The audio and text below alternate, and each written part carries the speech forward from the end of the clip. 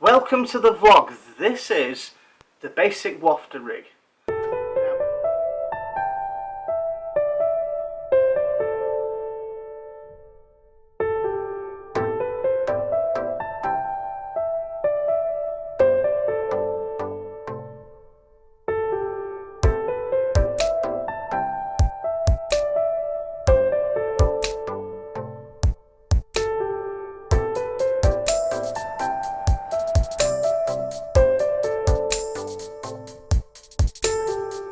Now, I hope you like watching these kind of videos. If you do, don't forget, hit on the right hand side of your screen, if it's a smartphone device or something like that, and hit that bell icon. And don't forget to leave a comment below and subscribe, it'd be really good if you could do that.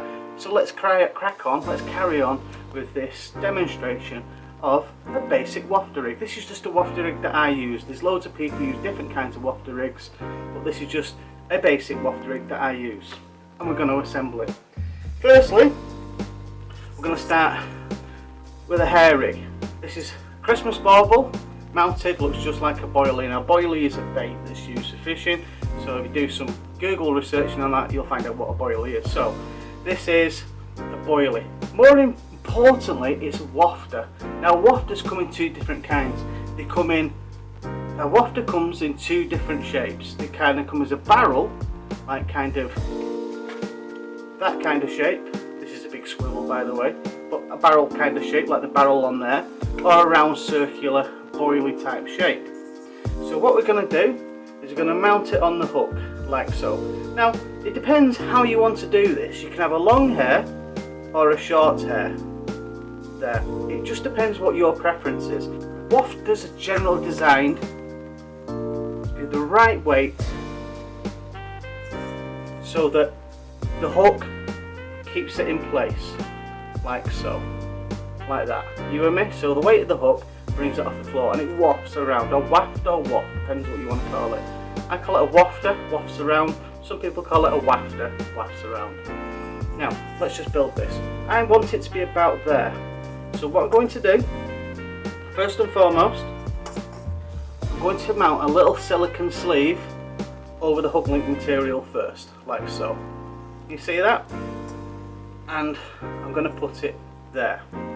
I'm then going to slide point to the hook through like that. Can you see that? That's the silicone holding that in place. Alright? Now the silicone is going to be tight on the shank. This is quite, you can move this, but there's a reason why we have that like that, because there's different ways you can do it. But we're going to keep that there first. Right, so what we're going to do is we're going to come back down the shank of the hook, place the line from the top to the bottom, coming from the back of the hook, and I like to rotate this around 7 times. So 3, 4, 5, 6, 7. There. And come back around again, back towards the eye of the hook, and push it through. That's that there, as you can see. Okay, that's a knotless knot.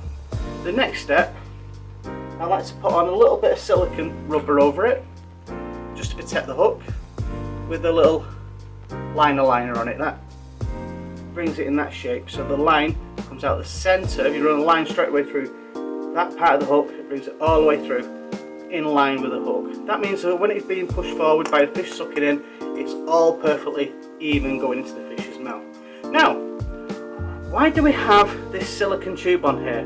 Well, there's two reasons on mine. I can push it further towards the front, which means that the wafter or wafter, as you can see, rotate the wafter or wafter can move either side, but not lifting the hook up. It's critically balanced, so when the fish takes up the bait, it can then bring the hook up into the fish's mouth, like so.